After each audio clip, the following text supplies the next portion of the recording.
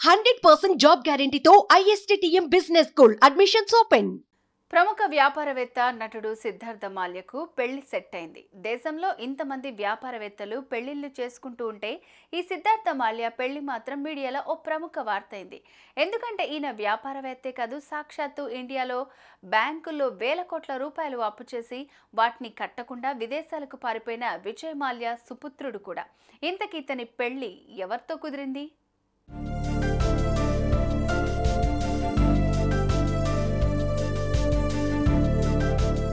తాను పెద్ద వ్యాపారవేత్తనని బిల్డప్ ఇచ్చి రకరకాల వ్యాపారాల్లో వేలుపెట్టి అందమైన అమ్మాయిలతో అంటకాగి చిట్ట చివరికి బ్యాంకుల్లో అప్పు తీసుకుని వాటిని కట్టకుండా తప్పించుకు తిరుగుతున్న విజయ్ మాల్యా ముద్దుల కొడుకు సిద్ధార్థ్ మాల్యా ఎట్టకేలకు ఒక ఇంటివాడు కాబోతున్నాడు. ఆయన తన గర్ల్ ఫ్రెండ్ జాస్మిన్ను పెళ్లాడబోతున్నట్లుగా ఇన్స్టాలో పోస్ట్ పెట్టారు. తనకు కాబోయే అమ్మాయి ఫోటో కూడా అందులో పోస్ట్ చేశాడు. కాగా ఈ సిద్ధార్థ్ మాల్యా నటుడు, మోడల్, దాంతోపాటు మానసిక ఆరోగ్యాన్ని పెంపొందించుకోవటం ఎలా అన్న అంశం మీద if I am honest, A memory of my mental health journey పుస్తకాన్ని రాశాడు. చిన్నపిల్లల కోసం సాడ్ గ్లాస్ అనే ఓ పుస్తకాన్ని రచించాడు. ఈ పుస్తకాలు బాగానే పాపులర్ అయ్యాయి.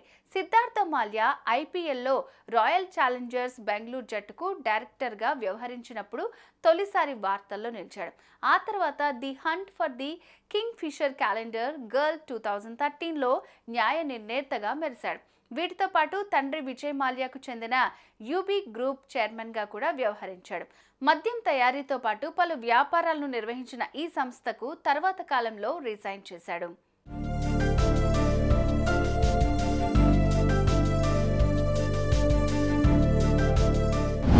సిద్ధార్థ మాల్యా కాలిఫోర్నియాలోని లాస్ ఏంజల్స్లో జన్మించాడు. లండన్, UAEలో పెరిగాడు.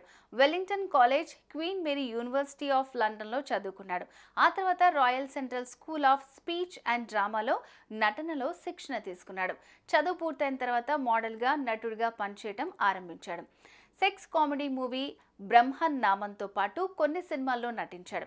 టెలివిజన్ షో హోస్ట్గా కూడా పనిచేశాడు. ఎప్పుడైతే విజయ్ మాల్యా డబ్బులు ఎగ్గొట్టేసి విదేశాలకు పారిపోయాడో అప్పుడు ఇతని పేరు ప్రఖ్యాతులు కూడా కాస్తంత మసకబారాయి. తండ్రి బాగా నడుస్తున్న సమయంలో సిద్ధార్థ మాల్యా దీపికా పదుకొనేతో కలిసి ఓ 2 ఏళ్ల పాటు డేటింగ్ చేశాడు. ఆమెతో వివాహం జరగబోతున్నట్లుగా కూడా అప్పట్లో వార్తలు వచ్చాయి. ఆ తర్వాత వీళ్ళిద్దరూ తమ ప్రేమకు బ్రేకప్ చెప్పేసుకున్నారు.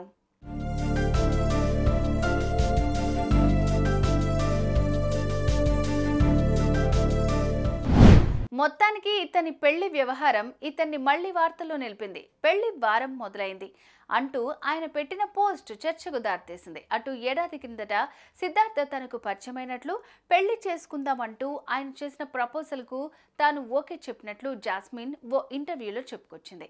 అయితే ఈ పెళ్లి ఎక్కడ జరుగుతుంది, పెళ్లికి విజయ్ మాల్యా హాజరవుతాడా లేదా అంటూ మీడియా అడిగిన ప్రశ్నలకు మాత్రం సిద్ధార్థ మాల్యా సమాధానం దాటవేసినట్లు తెలుస్తోంది.